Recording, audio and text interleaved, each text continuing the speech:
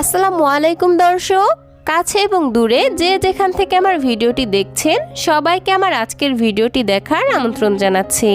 আমার আজকের পর্বে আপনাদের সাথে শেয়ার করব 8 মাস থেকে 3 বছরের বাচ্চাদের জন্য সকাল, দুপুর এবং রাতের খুবই পুষ্টিকর সাথে অনেক মজাদার 3টি খাবারের রেসিপি।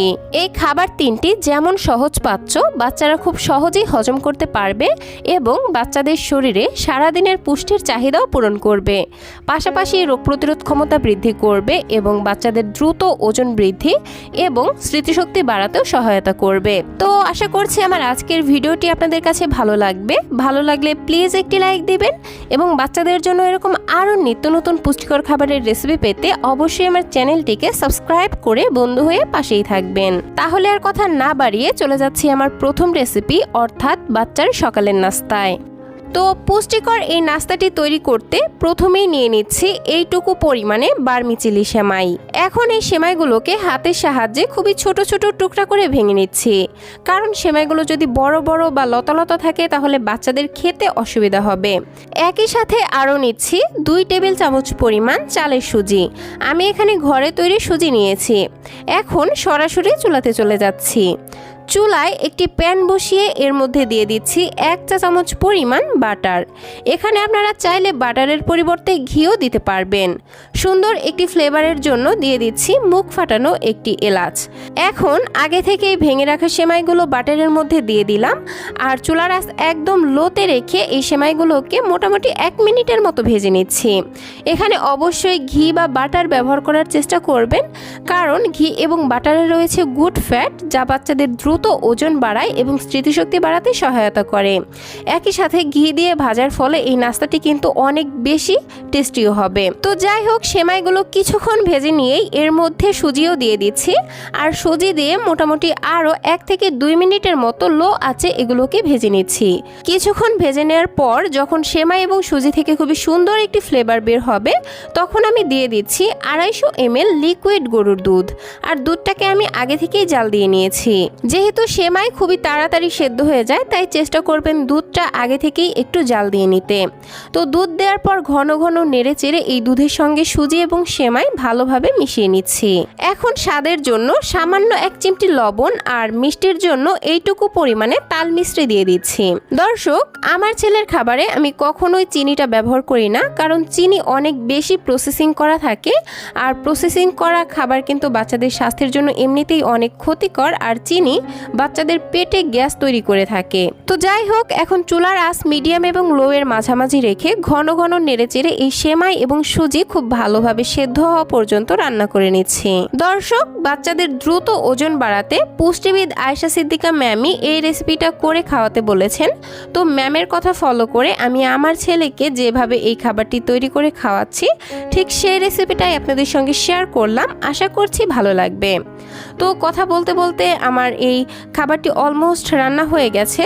তো নামানোর আগে আমি এই খাবারটিকে আরও বেশি পুষ্টিকর এবং ক্যালোরিবহুল করার জন্য দিয়ে দিচ্ছি 1 চা চামচ পরিমাণ মিক্সড বাদামের গুঁড়া। এই বাদামের গুঁড়া আমি কয়টি বাদামের সমন্বয়ে তৈরি করেছি এবং কত মাস থেকে কিভাবে বাচ্চাকে বাদাম খাওয়ানো শুরু করবেন তার একটি পূর্ণাঙ্গ রেসিপি আমার চ্যানেলে দেওয়া আছে।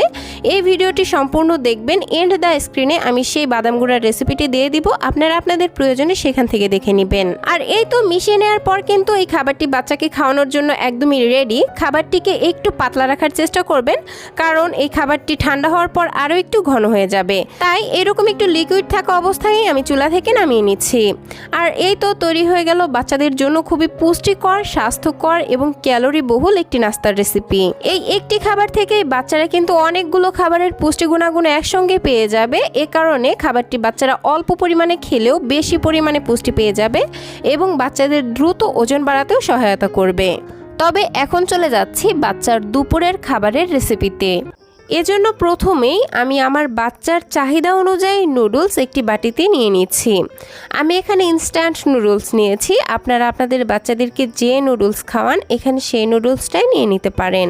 আর বাচ্চার খাওয়ার সুবিধার জন্য আমি নুডলসগুলোকে এইভাবে ছোট ছোট টুকরা করে ভেঙে নিয়েছি। তো যাই হোক, আমি আরও নিয়ে নিয়েছি একটি ডিম। আমি এখানে একটি মাঝারি সাইজের মুরগির ডিম ভেঙে নিলাম। এখন এই ডিমটাকেও একটা সাইডে রেখে দিচ্ছি। আর নিয়ে নিচ্ছি কিছু সবজি। সবজি হিসেবে নিয়েছি এতটুকু পরিমাণে গাজর, এতটুকু পরিমাণে গোল আলু আর এতটুকু পরিমাণে বরবটি। গাজর, আলু আর বরবটিগুলোকে এইরকম ছোট ছোট টুকরা করে কেটে নিয়েছি। এবার সরাসরি চলে যাচ্ছি চুলাতে। চুলায় একটি প্যানের মধ্যে পরিমাণ মতো পানি খুব ভালোভাবে গরম করে নিয়েছি। পানি যখন গরম হয়ে যাবে এই পর্যায়ে আগে থেকেই ভেঙে রাখা নুডলসগুলো দিয়ে দিলাম। আর এই নুডলসগুলোকে আমি মোটামুটি 80%-এর মতো সেদ্ধ করে নিব। তো ফিরে আসলাম মোটামুটি 4 থেকে 5 মিনিট পর। আর দেখতেই পাচ্ছেন আমার নুডলসগুলো কিন্তু প্রায় অনেকটাই সেদ্ধ হয়ে এসেছে। আর এরকম পর্যায়ে আমি এরকম একটি চালনির সাহায্যে নুডলসগুলোকে তুলে নিচ্ছি। এখন নর্মাল পানি দিয়ে এই নুডলসগুলোকে খুব ভালোভাবে ধুয়ে নিব, কারণ বাহিরের প্যাকেটজাত খাবার বাচ্চাকে খাওয়ানোর আগে অবশ্যই পরিষ্কার পরিচ্ছন্নভাবে ধুয়ে নেওয়া উচিত। তো নুডলসগুলোকে আমি খুব ভালোভাবে ধুয়ে একটা সাইডে রেখে আবারও চুলায় চলে আসলাম। প্যানটাকেও খুব ভালোভাবে পরিষ্কার করে নিয়েছি। এখন এর মধ্যে দিয়ে দিচ্ছি পরিমাণ মতো রেগুলার রান্নার তেল। আপনারা চাইলে এখানে রান্নার তেলের পরিবর্তে ঘি, বাটার অথবা অলিভ অয়েলও ব্যবহার করতে পারেন। তো তেলটা যখন গরম হয়ে আসবে তখন ভেঙে রাখা ডিম দিয়ে দিলাম। এখন চুলার আঁচ মিডিয়াম এবং লোয়ের মাঝামাঝি রেখে এই ডিমটাকে ভালোভাবে নেড়েচেড়ে একটু স্ক্র্যাম্বল করে ভেজে নিচ্ছি।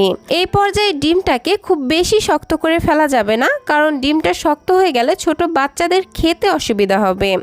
তো যখন ডিমটা এইরকম হালকা ভাজা হয়ে যাবে তখনই আমি একটি বাটিতে তুলে নিচ্ছি। আর একই প্যানের মধ্যে আরও সামান্য কিছুটা তেল দিয়ে দিলাম। এবারে দিয়ে দিচ্ছি মাঝারি সাইজের একটি পেঁয়াজ কুচি। এখন নেড়েচেড়ে পেঁয়াজগুলোকে একটু নরম হয়ে আসা পর্যন্ত ভেজে নিচ্ছি।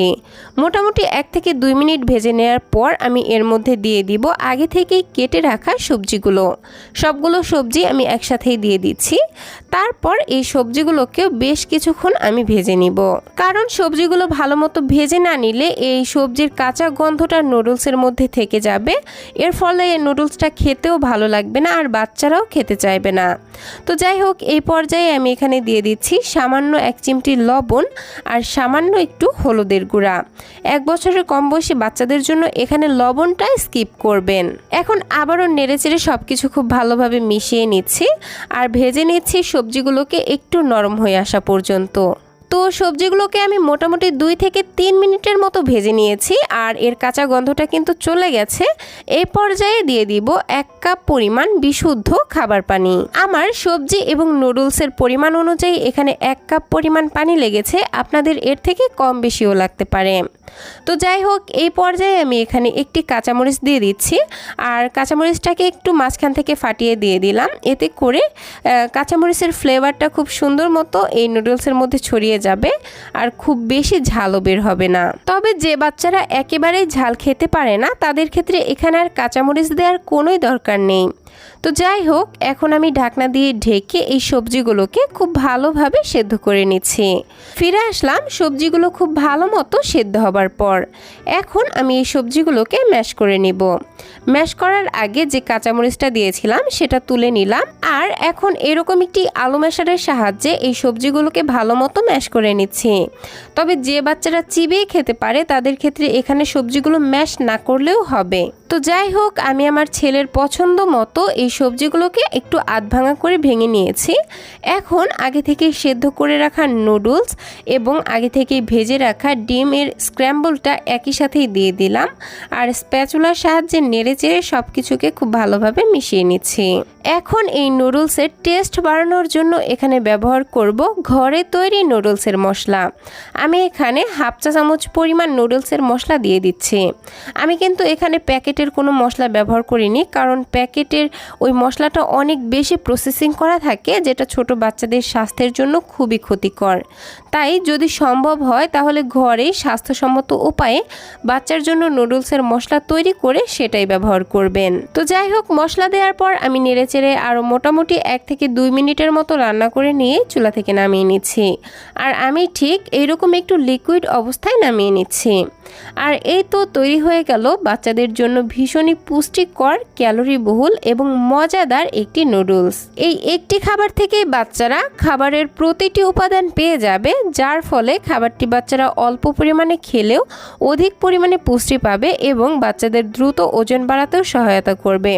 পাশাপাশি বাচ্চাদের সারা দিনের প্রায় অধিকাংশ পুষ্টির চাহিদাও পূরণ করবে এই খাবারটি। তাই বাচ্চাদেরকে প্রতিদিন একই ধরনের খাবার না দিয়ে চেষ্টা করবেন একটু ভিন্ন ভিন্ন খাবার দিতে, কারণ ভিন্ন ভিন্ন খাবার দিলে বাচ্চাদের মুখের রুচি যেমন ঠিক থাকে, তেমনি ভিন্ন ভিন্ন খাবার থেকে বাচ্চাদের শরীরে ভিন্ন ভিন্ন পুষ্টির চাহিদাও পূরণ হয়ে যায়। তো যাই হোক, এবার চলে যাচ্ছি আমার সর্বশেষ রেসিপি অর্থাৎ বাচ্চার রাতের খাবারের রেসিপিতে।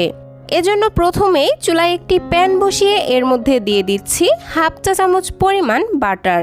বাটার গলে আসলে এখানে মুখ ফাটানো একটি এলাচ দিয়ে দিলাম। একই সাথে দিয়ে দিচ্ছি 2 টেবিল চামচ পরিমাণ গাজর কুচি এবং 2 টেবিল চামচ পরিমাণ মিষ্টি আলু কুচি।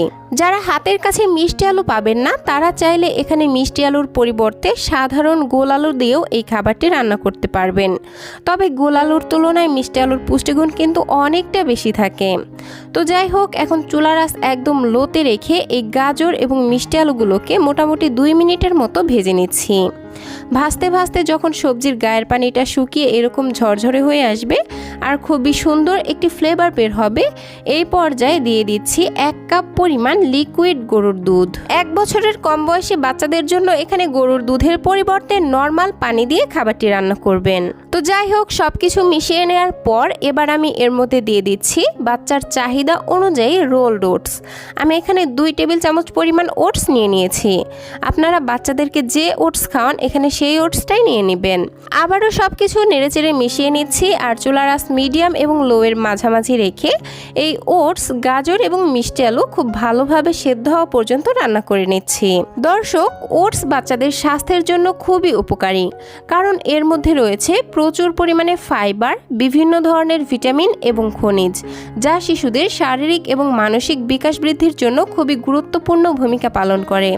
তাই বাচ্চার 6 মাস পূর্ণ হবার পরপরই বাচ্চাদের খাদ্য তালিকায় ওটস যুক্ত করতে বলে থাকেন পুষ্টিবিদ এবং ডক্টরেরা। তো যাই হোক, খাবারটিকে মিষ্টি করার জন্য এই পর্যায়ে দিয়ে দিচ্ছি হাফ চা চামচ পরিমাণ তাল মিশ্রি। 1 বছরের কম বয়সী বাচ্চাদের জন্য এখানে তাল মিশ্রির পরিবর্তে 1টি বা 2টি খেজুর ম্যাশ করে তারপর খাবারটির মধ্যে দিয়ে দিবেন, তাহলেই খাবারটি ন্যাচারালি অনেকটা মিষ্টি হয়ে যাবে। তো যাই হোক, এখন নেড়েচেড়ে রান্না করে নিচ্ছি দুধটা একটু ঘন হয়ে আসা পর্যন্ত, আর ওটস এবং গাজর, মিষ্টি আলু এগুলো খুব ভালোভাবে সেদ্ধ হওয়া পর্যন্ত। বাচ্চা যেরকম ঘনত্বে খেতে পারবে খাবারটিকে সেই রকম ঘনত্বে রেখে চুলা থেকে নামিয়ে নেবেন। তো আমি ঠিক এরকম ঘনত্বে রাখতে চাচ্ছি। আর চুলা থেকে নামানোর আগে আমি খাবারটিকে আরও বেশি পুষ্টিকর এবং ক্যালোরিবহুল করার জন্য দিয়ে দিচ্ছি 1 চা চামচ পরিমাণ বাদামের গুঁড়া। আমি এখানে কাঠবাদাম এবং কাজু বাদাম গুঁড়া করে নিয়েছি, সেটাই 1 চামচ পরিমাণ দিয়ে দিলাম। নেড়েচেড়ে মিশিয়ে নিয়ে চুলা থেকে নামিয়ে নিচ্ছি। আর এই তো তৈরি হয়ে গেল বাচ্চাদের জন্য খুবই পুষ্টিকর এবং মজাদার একটি রাতের খাবার। পুষ্টিকর এই খাবারটি বাচ্চাদের ওজন বাড়াবে, স্মৃতিশক্তি বাড়াবে এবং কোষ্ঠকাঠিন্য দূর করতে দারুণভাবে কাজ করবে। পাশাপাশি বাচ্চাদের পেট অনেকক্ষণ ভরা রাখতে সাহায্য করবে। তো দর্শক, এই ছিল আমার আজকের আয়োজন। ভিডিওটি ভালো লাগলে প্লিজ একটি লাইক দিবেন এবং আমার আজকের রেসিপিটি যদি সামান্যতম ভালো লেগে থাকে তাহলে ছোট্ট একটি কমেন্ট করে আমাকে জানাতে পারেন। বাচ্চাদের জন্য এরকম আরও নিত্য নতুন পুষ্টিকর খাবারের রেসিপি পেতে প্লিজ আমার চ্যানেলটিকে সাবস্ক্রাইব করে পাশের ঘন্টাটিকে বাজিয়ে অলে সেট করে রাখবেন পরবর্তী ভিডিওর নোটিফিকেশন সবার আগে পাওয়ার জন্য। আজকের মতো বিদায় নিচ্ছি। সবাই ভালো থাকবেন, সুস্থ থাকবেন। আল্লাহ হাফেজ। আসসালামু আলাইকুম।